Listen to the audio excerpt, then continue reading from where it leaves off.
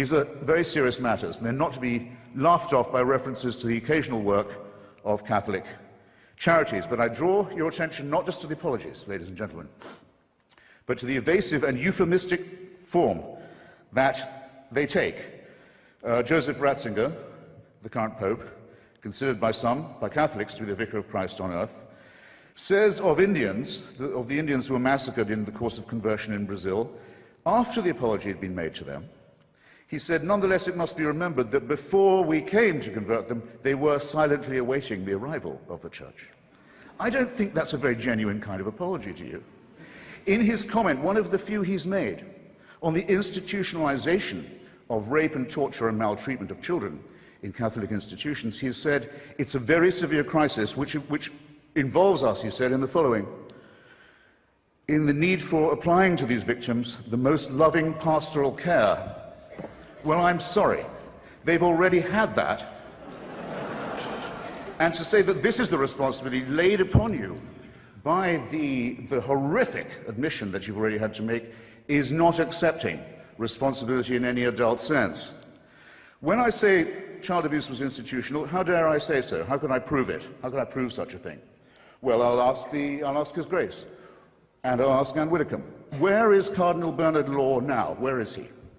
Where is the Cardinal Archbishop of Boston, whose resignation was indignantly demanded, finally, by 50 members of the Church and by the whole laity of Massachusetts, who also demanded his prosecution for the promotion and protection and covering up and apology for and defense of people whose crimes against children are too revolting to specify. And he's not in the jurisdiction of Massachusetts now, as perhaps you know.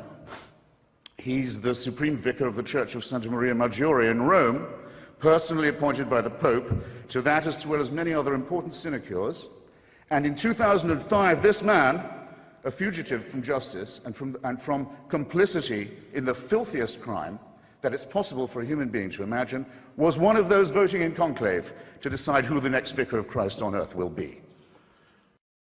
Neither of us can prove or disprove the existence of God. The difference is between us. I don't say that I'm an ordained minister, because I don't think I could push it that far. Since you're evidently an agnostic, which is a confession that I'm very welcome to have not extracted from you, but heard you make. Now, here's the question. You say these texts are misused. I say that they are not. The Old Testament says, or does not say, that Abraham was doing a noble thing by offering to sacrifice a son to prove himself loyal to God or to the voices he was hearing in his head. It says there was a noble thing for him to do. He was rewarded for it by a great posterity and a great long life. Offering to murder his son because of hearing voices in his head. This is not moral teaching to me. Is it not the case that the Old Testament says that the Amalekites must all be destroyed down to the last child, every one among them, leave not one? Yes, it does say that. The Bishop of Llandaff, in an argument with Thomas Paine, once said, well, when it says keep the women, as Paine had pointed out, he said, I'm sure God didn't mean just to keep them for immoral purposes. But what does the Bishop of Llandaff know about that? It says kill all the men, kill all the children, and keep the virgins. I think I know what they had in mind. I don't think it's moral teaching. The same euphemism comes in the term some Christians that is used in all the apologies about the Crusades, the Inquisitions, the anti-Semitic pogroms, and all the rest of it. It says some Christians fell into error. Some Christians allowed themselves to be deceived in this way and to act against the gospel. Well, anti-Semitism was preached as an official doctrine of the Church until 1964. Do you think that might have something to do with public opinion in Austria and Bavaria and Poland and Lithuania? That the Jewish people were accused collectively as a people of deicide, of the crime of the murder of God in the figure of Jesus of Nazareth. And that anathema on them was not lifted until 1964, well after the perpetrators of the Holocaust had stood trial in secular courts and been rightly punished for their actions. How can this church say it has any moral superiority? It has difficulty catching up to what ordinary people regard as common moral and ethical sense, and it still can't make itself apologize properly. Religion gets its morality from us. I think it's very easy to demonstrate that. I'll do it from one of each of the two testaments. You back on testaments. Well, you know, well, Why don't you write a book? Testaments are not I great. spend a lot of time with my Bible, okay? My Babel. I do. I told you you had or a the bad Babel, Sunday as they school call it teacher. in Dixie. I do. In the there's a very famous parable in the New Testament where the alleged Jesus of Nazareth tells a story about a man from Samaria. We call him the Good Samaritan, who, finding a fellow creature in enormous distress and pain, goes well out of his way to alleviate his suffering and to follow up to make sure that his sympathy hasn't been a waste of time, to do the aftercare, if you like. Well, we know one thing about this person from Samaria. He cannot have been a Christian. Right? Jesus is telling this story about someone he's heard of, who acted, as far as we know, from no other prompting with elementary human solidarity. What other prompting do we need? Our species would not have survived. We wouldn't be met here if we didn't have, as well as many selfish instincts, the need, and often for our own sake, to be of use to others, to combine with them, to take an interest in them, to care for them, and to worry when they're in pain. No supernatural authority, as with the civil rights movement, is required for this. Morality comes from us. Religion claims to have invented it on our behalf. Then, okay, another example from the Older Testament. Is it really to be believed that until they got to the foot of Mount Sinai, the followers of Moses believed that up till then, adultery, murder, theft, and perjury were okay? They're suddenly told, oh, hey, we got some new ideas for you. I don't think so. It's a bit of an insult to the ancient Jewish faith, of which Jacob and I are both rather disgraceful ornaments in our different ways. I think our ancestors were smarter than that, and even if they weren't smarter, they wouldn't have got that far if they'd been under the contrary impression. The golden rule is something you don't have to teach a child. There's no need to say, and if you don't follow this rule, you'll burn in hell forever. That's immoral teaching.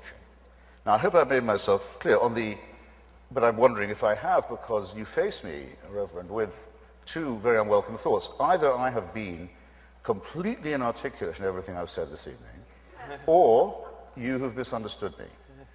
I have to throw myself, or these are not mutually exclusive, and I should have seen that coming. I think that there will be an apology for what happened in Rwanda, the most Catholic country in Africa, one of the most Catholic countries in the world, where priests and nuns and bishops are on trial for inciting from their pulpits and on the churches, radio stations and newspapers the massacre of their brothers and sisters. And the papacy was silent on this appalling occasion, and everyone in Rwanda knows it. And there hasn't yet been a properly written apology for that disgrace. Staying in Africa, I think it will one day be admitted with shame that it might have been in error to say that AIDS is bad as a disease, very bad, but not quite as bad as condoms are bad, or not as immoral in the same way.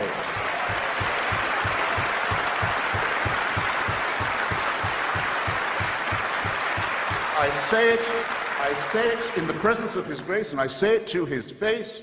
The preachings of His church are responsible for the death and suffering and misery of millions of His brother and sister Africans, and He should apologize for it. He should show some shame.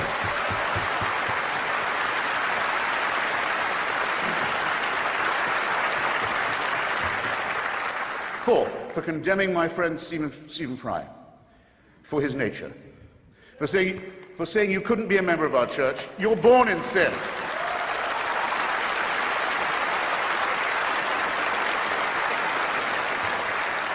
There's a revolting piece of casuistry that's sometimes offered on this point. Yeah, we hate the sin only. We love the sinner. Stephen is, I'm sorry to say, not quite like other girls. It's his nature. Actually, he is like other girls in that he's, when I last checked, absolutely boy mad. He's not being condemned for what he does, he's being condemned for what he is. You're a child made in the image of God. Oh, no, you're not. You're a faggot. And you can't join our church and you can't go to heaven. This is disgraceful. It's inhuman. It's obscene. And it comes from a clutch of hysterical, sinister virgins who've already betrayed their charge in the children of their own church. For shame, for shame.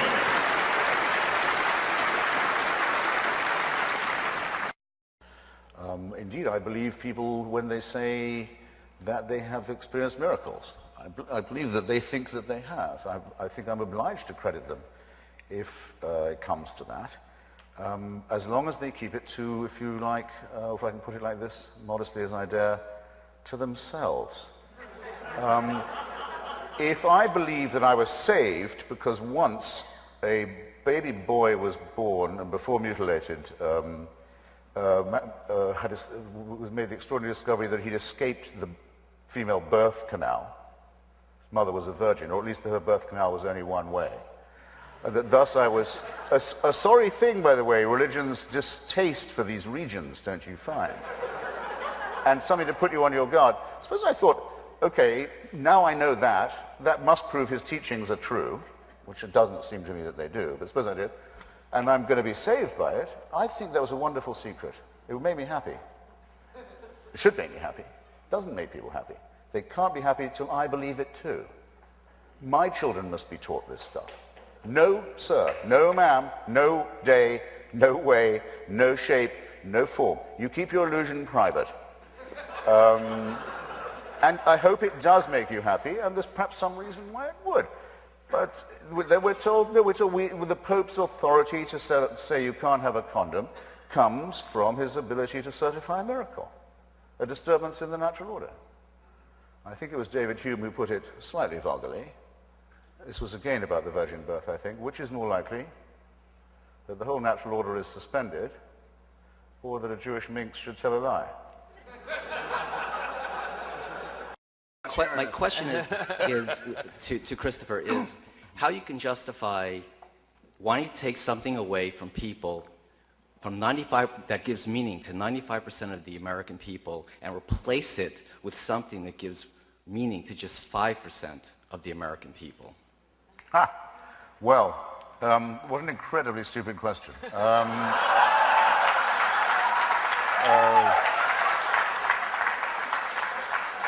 First, I've said repeatedly that this stuff cannot be taken away from people. It is their favorite toy, and it will remain so, as Freud said in The Future of an Illusion, it will remain that way as long as we're afraid of death and have no problem, which is, I think, likely to be quite a long time.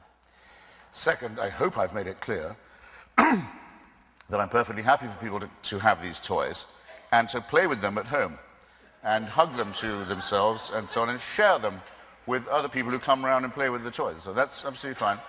They are not to make me play with these toys. Okay? I will not play with the toys. Don't bring the toys to my house. Don't say my children must play with these toys. Don't say my toys might be a condom. Here we go again. Are not allowed by their toys. I'm not going to have any of that. Enough with clerical and religious bullying and intimidation. Is that finally clear? Have I got that across? Thank you. Next, quick question. Yes, Mr. Sharp. Against the motion, Christopher Hitchens. Those who ask confessions from other people should be willing to make oneself. I am obsessed with sex. Ever since I discovered that my God-given male member was going to give me no peace, I decided to give it no rest in return. Seems fair to me. Now, two people asked me to be very quick and do world poverty and the Holocaust, and I'll do that. There is only one cure for world poverty that's ever been found or ever will be, and it's very simple. And it can be phrased very simply, too. It's called the empowerment of women. Go to Bangladesh or Bolivia. I have to ask you to hold your applause, though I love you. Go to Bangladesh or Bolivia, give women control over their reproductive cycle, throw in a handful of corn if you can, make them not just the beasts of burden and the beasts of childbearing that they become, and the floor will rise, it just will. It never fails anywhere. Against this one solution, the Catholic Church has set its face. The efforts of the missionary church in the Third World mean more people die, not less. It's as simple as that. More famine, more disease, more ignorance, more random and avoidable death. To the Holocaust, sir.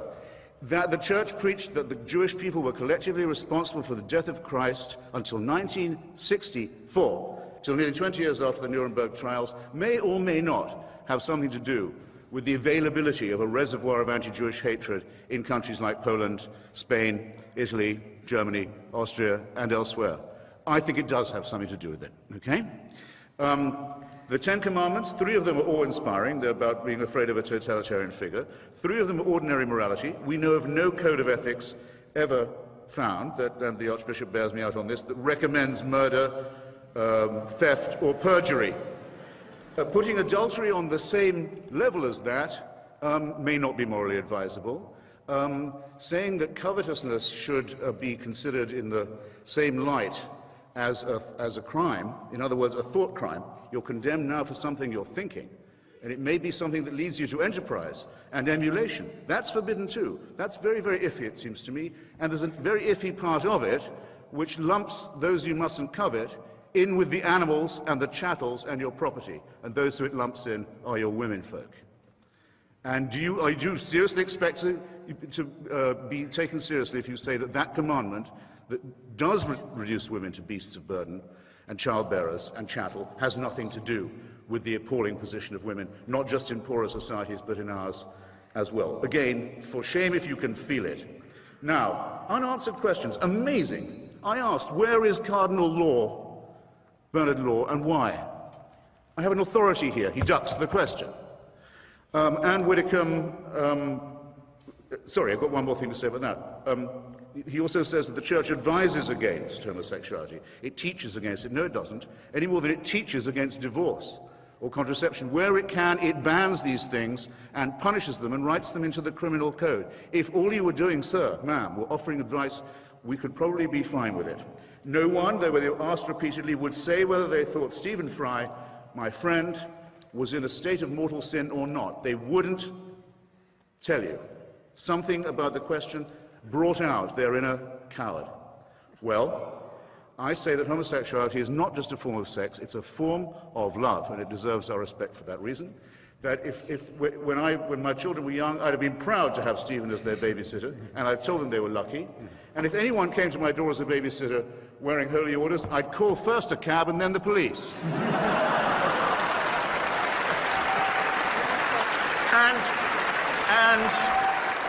And it's your fault, sir and ma'am, it's your fault that that's true, and that everybody knows it's true. How you can live with it, I don't know. Now, relativism, I thought we were agreed.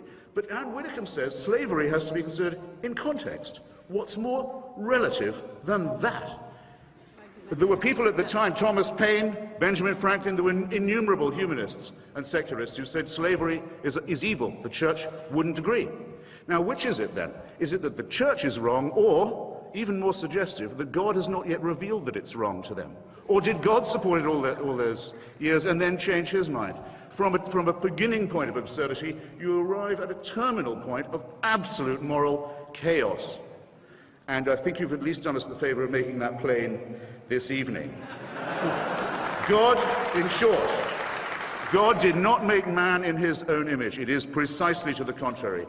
Mammals and primates made many gods and many churches in their own rival images. And that would explain,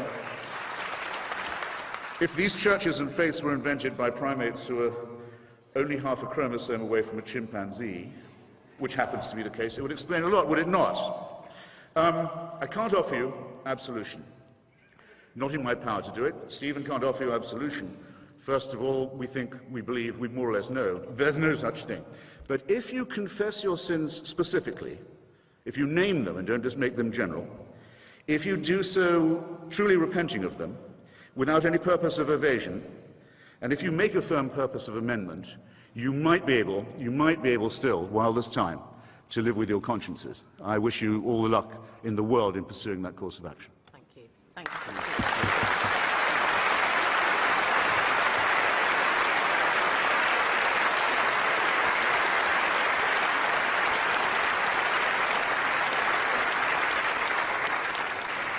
Audience, you've all voted again. Now, the moment of truth panel. Let me remind everybody that before the debate, when everybody came in, this is how you voted. For the motion that the Catholic Church is a force for good in the world, 678. Against the motion, 1,102. And the undecideds, the don't knows, were 300. 246. This is how you voted subsequently. For the motion that the Catholic Church is a force for good, from 678, it's gone to 268. I'm sorry. I'm sorry. Against the motion, it's now 1,876.